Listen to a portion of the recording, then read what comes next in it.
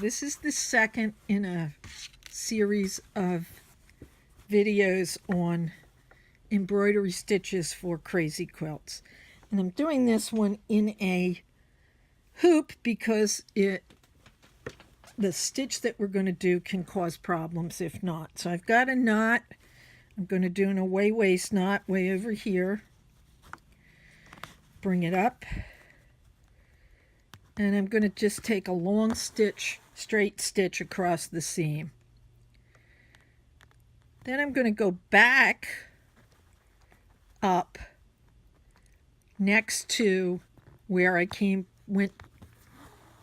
out the first time. And now I'm going to make my French knot. Now, whichever way the thread is running, which in this case it's running this direction, that's the way your needle's going to point. You're going to wrap 1, 2, 3 times, put your needle back in the fabric. Now, if you see those wraps are way up the needle, no, you want to snug those wraps down to where they touch the fabric and pull them tight. Put your thumb or your finger over them and pull your needle through to the back.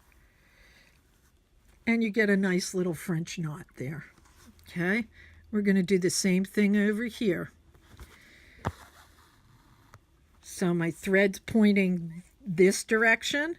I'm going to point my needle in that direction, wrap 3 times, go back down in, make sure those wraps are snugged down. And now I'm going to do a narrow stitch, a short stitch across there to make this a little more decorative. So I'm going to do a shorter stitch. And I think I better do what's called the stab method to make it easier for you to see. By the way, I'm doing this with a single strand of number 12 pearl cotton. This is a variegated pearl cotton from Valdani. And I would suggest, if you've never done French knots, or if you've done them and had trouble with them, that you start with something like pearl cotton that's a single strand. So again, thread's coming out in this direction. That's the way my needle's going to point. Wrap 3 times. Oops, don't want to do that. Put your needle back in. Snug those wraps down to the fabric. Put your thumb on or your finger and hold them. And that time I actually pulled the knot through. So let's try that one again. Happens once in a while. So 1, 2, 3. Put the needle back through, snug that down, snug them down, put your thumb or finger on them, and pull through. And I just unthreaded my needle, and there's your nice knot. Now, threading a needle with pearl cotton is sometimes easier than with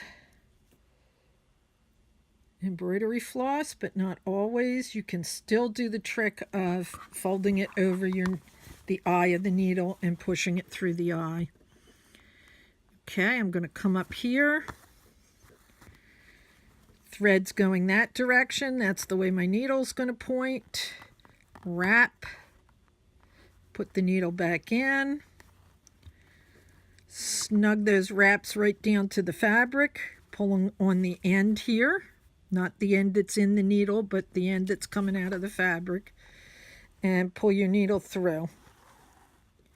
And you get a nice tight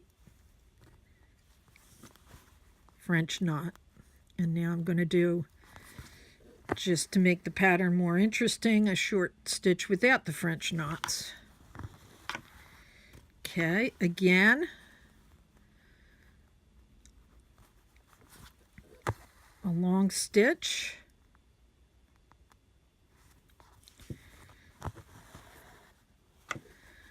with a French knot on each end. French knots are really, really useful because they can be used to decorate all kinds of other stitches. So you're going to put your needle back down in, snug that right down to the fabric, put your thumb on it, and pull your needle through. Nice French knot. And French knots are tough for some people. They're not the easiest stitch to do, so if you figure out a French knot and can do it consistently, you're doing good with the embroidery. Again, thread's going this way, your needle's going that way.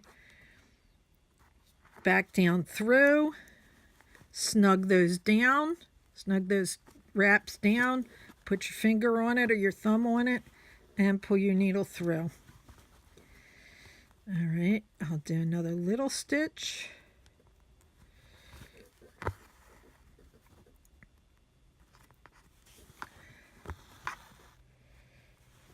Another long stitch.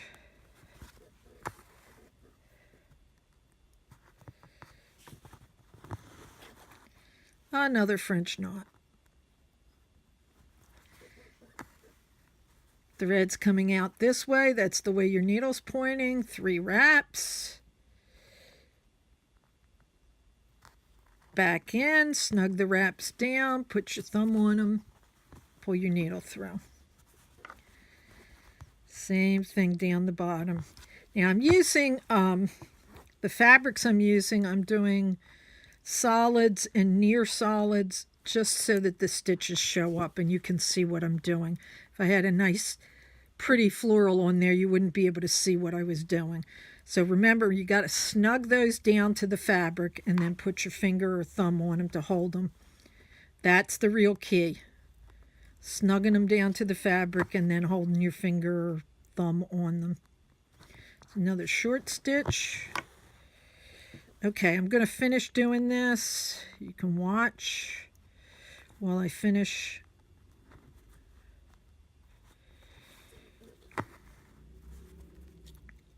The rest of this little section.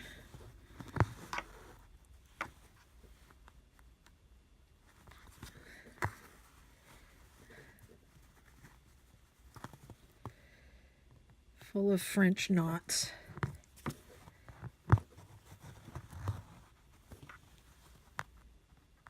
Notice that time I didn't put my thumb right on the knot, but I was holding the thread off to the side very tightly.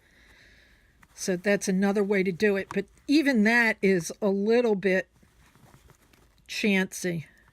So it's better if you actually snug it down and put your thumb on it just to hold them in place.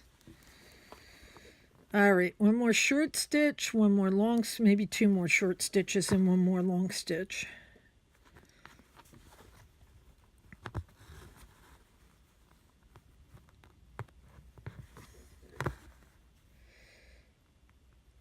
But again, French knots can be used to decorate lots of other stitches. For instance, this herringbone, you could stick a French knot in each of these little places there, and it makes in another color, and it makes it a whole different stitch. It really decorates it up nicely and adds something to your stitch. So snug that down. Make sure that's snugged down. Put your finger on it, and I'm having to turn my hoop because I can't get my finger around otherwise. Do another one. 1, 2, 3.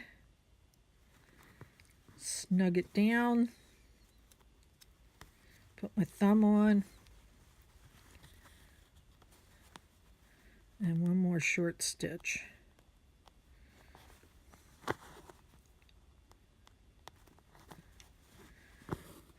And there's a little decorative stitch and French knots. So the learning this time was to learn French knots.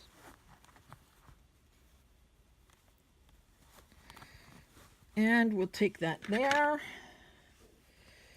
Again, I'm going to snip off my away waist knot and work this back in.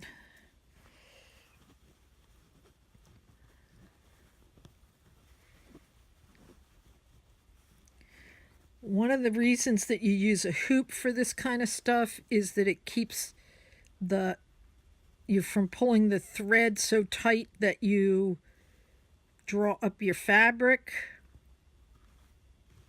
And that's particularly possible with French knots. This hoop is not real tight, but it made a big difference. It can make a big difference. So